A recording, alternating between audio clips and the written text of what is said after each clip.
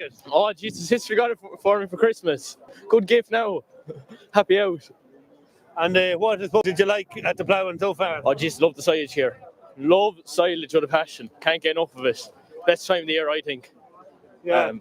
And what would you be doing? What's your job? Would you be on the pit or on the harvester? Or? Oh no, geez, I'd be a man for mowing silage and throwing bits. That's my two jobs now. Man for cushion now, all right. Love the cushion. And what would you be mowing with? I'm mowing more. I'm mowing big 10-foot more and the 9-foot more. I'm mowing for a few different lads, so I do a bit of everything.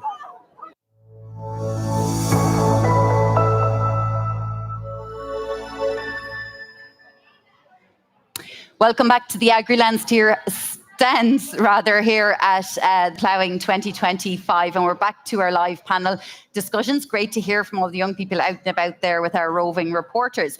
We're going to concentrate a little bit now on water quality and the environment, because obviously it's a very topical issue for farming at the minute. And I'm joined on our panel this afternoon by Jenny Deacon from the Environmental Protection Agency, Mairead Whitty from Law Pro, and Ted Massey, Senior Inspector in the Nitrates and Biodiversity Division at the Department of Agriculture, Food and the Marine. Thank you all for joining me today. So we have been talking, and I might go to you first, Jenny, in relation to water quality derogation with a lot of different stakeholders this week: farmers, farm leaders, the minister, and so on. And the EPA, I suppose, is the barometer or the gauge of how we're doing in terms of water quality in this country. The latest statistics are out, provisional statistics from the EPA. How are we looking in terms of nitrates concentrations in our water quality? Well, good afternoon. And I suppose the first thing to say is that when we measure water quality, we measure a lot of different things. And water quality as a whole is made up of lots of different things that we measure. Yeah. So we take water samples, we look at nitrate, we look at phosphorus, we look at oxygen, we look at the biology and the things that live in it, the insects, the plants, the fish, and all of that together makes up water quality. So this morning, we produced a report on a nitrogen indicator, which is just one of the things we look at. We have looked at how nitrogen's tracking for the first 6 months of the year. And unfortunately, we've seen an increase in the first 6 months of this year relative to the previous equivalent period last year, which is really disappointing because we had seen a number of years where nitrogen was coming down. There's lots of action going on farm, and there were improvements taking place. And I should say there are improvements taking place in lots of areas. But unfortunately, when we look at the country as a whole on a net basis, we've seen a decline now, unfortunately, for the first 6 months of this year. Yeah, I think and it's not small. It's not 0.6 or 6%. It's 16% in terms of nitrogen concentrations at 20 representative sites. So 16% now is a quite substantial leap. And I'd imagine you're viewing it as a concerning trend in maybe, as you said, the wrong direction. Well, 1 year doesn't make a trend. Yes, it's true. Important to say that. This is 1 year following the back of a number of years where we were seeing improvements. So we will be keeping a close eye on it. As you've rightly said, this is an indicator report. It's based on 20 representative stations at the bottom of our major rivers, and it's only for the first 6 months of the year. So we will be keeping a close eye on it. And I suppose our key message would really be to try and build on the good work that's been going on in the last number of years, to see the improvements up until now that we have been seeing, and try and build on the pace and scale of implementation so that we can really capitalise on the improvements that are happening in some places and stop those being offset by declines in other areas. And is it the similar areas coming up again in the representative sites that are seeing these increases as we would have seen in data from the EPA in the past? Yeah, the most challenging area for our nitrates is the south and southeast, and that remains so. There's a lot of different reasons for that, but certainly the greatest challenges are there, and that's where we need to see the greatest improvements. Mairead, I want to bring you in here and Law Pro's work, and many farmers who are involved in water quality and farming for water and so on, like they're familiar with the various entities involved, but some maybe not. So perhaps you can outline a little bit of the work that Law Pro does. Yeah, so Law Pro look at a number of different areas in terms of water quality. So they develop referrals for whatever might be the significant impactor of a water body. In a farming context, that's where agriculture is a significant pressure.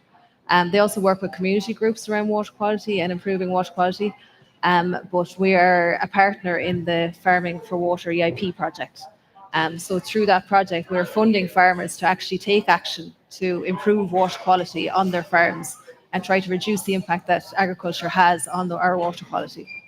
And what is the response and the engagement like for farmers when you approach them, or they maybe get in contact with you about endeavouring to try and improve water quality? Yeah, initially it was slow because it was a new project, and there's a lot of, I suppose, different projects and schemes coming at farmers all the time.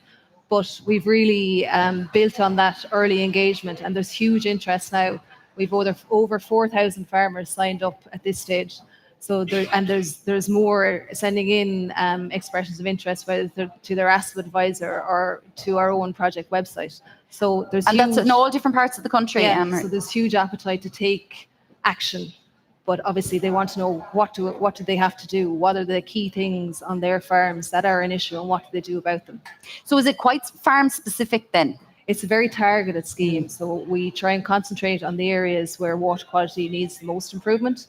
And each plan will be specific to the farm and the risks on that farm in relation to water quality. So no two farms will be the same, even though they might be very close geographically. They might need different measures to be put in place to protect water quality. Ted Massey, Ireland is hoping to retain its nitrates derogation, and the EU Nitrates Committee will hear the case on Friday. Now, a decision won't be made on Friday. We're not expecting that. It'll probably be closer to the end of the year.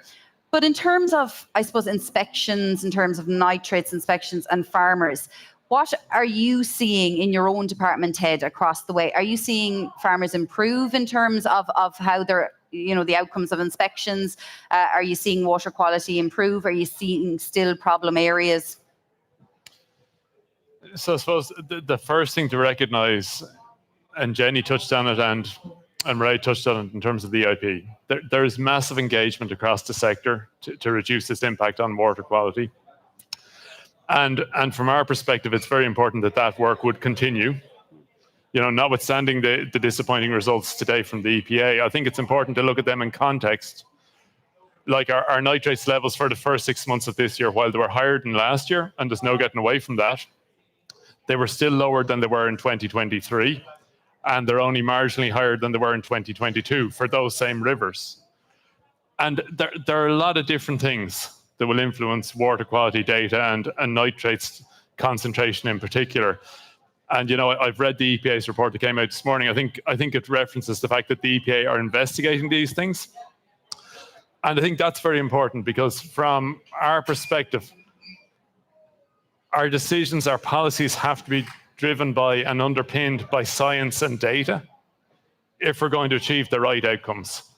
And right across the industry, from government, state agencies, to farm organisations and farmers themselves, and the wider food processing industry, we all have a common objective, and that is to see an improvement in water quality, because that is so important for the sustainability of the sector going forward.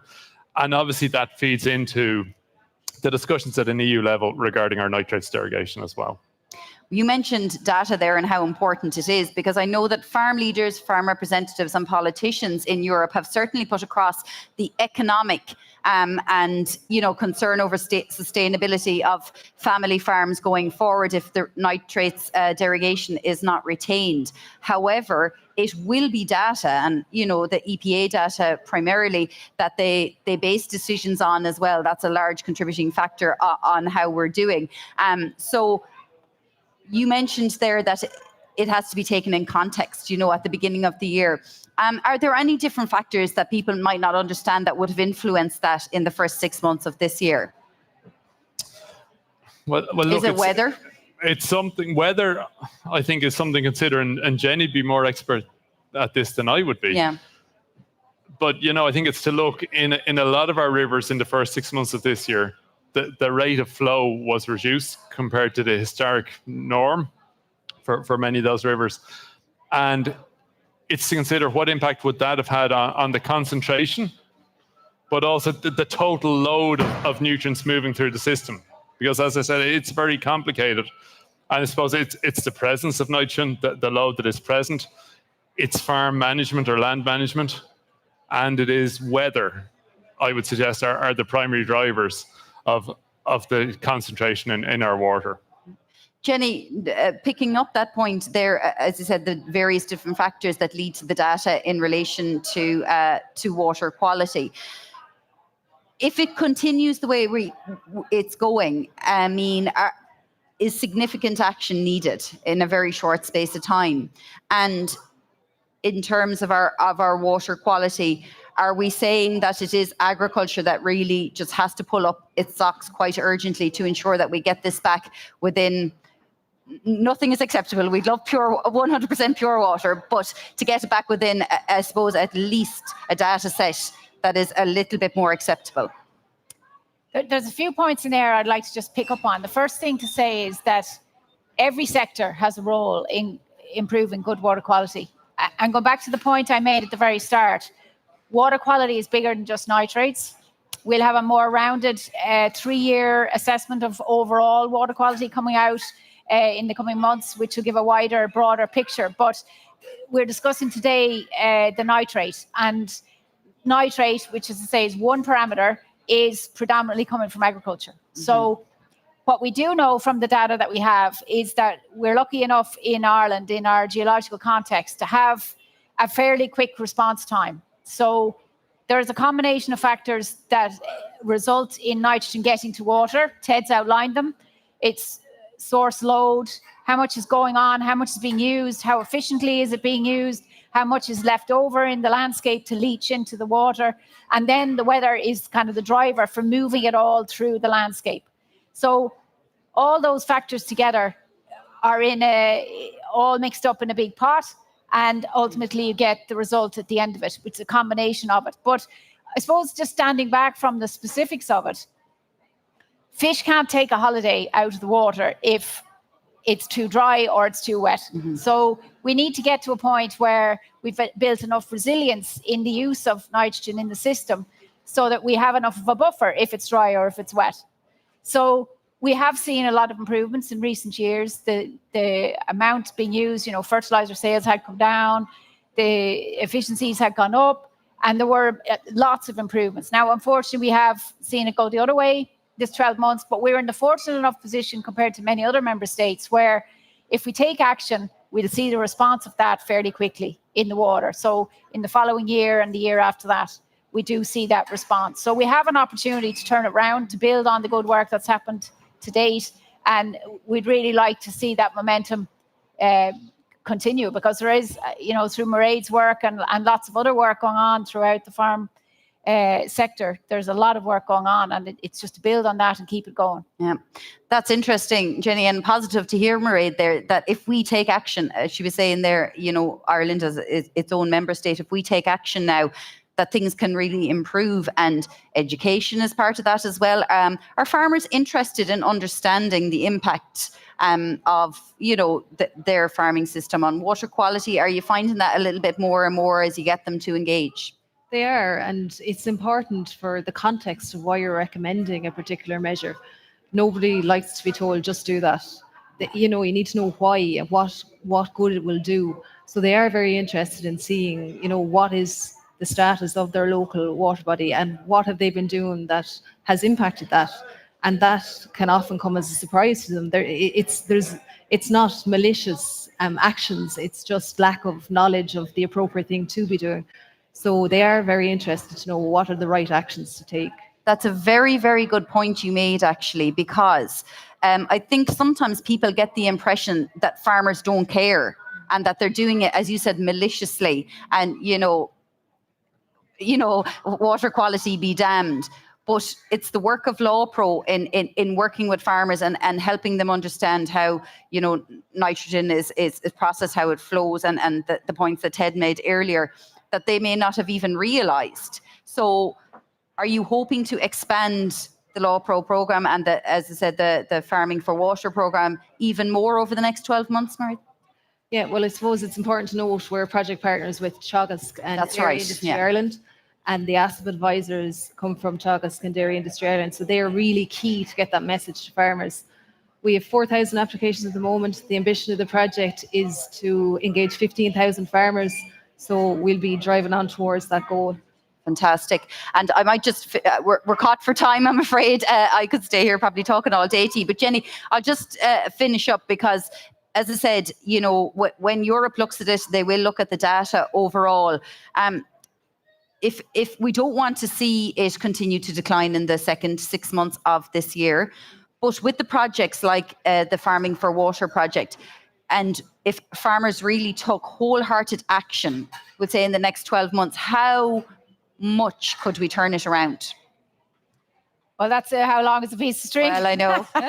It's true. But in general, with the quick travel times that I've talked about, you know, actions that are taken this year will be seen in next year's water quality. Well, yeah. So we can turn it around that quickly, yeah. Fantastic. Well, it's good, I think, for farmers to hear that as well, you know, that they're not constantly be told they're doing the wrong thing all the time. And there's optimism there that they can change it, you know, and quite quickly, you know, 6, 8, 10 months, that we could start to see some improvements in that data set. Unfortunately, we're running out of time on the panel today, but thank you so much to our guests for chatting me today. It's Jenny Deacon from the EPA, Mairead Whitty from Law Pro, and Ted Massey from Department of Agriculture, Food and the Marine. Thank you very much for chatting with us. Water quality and all things nitrates today. I think it's time now to head back out to the ploughing site as our roving reporters chat to some more people.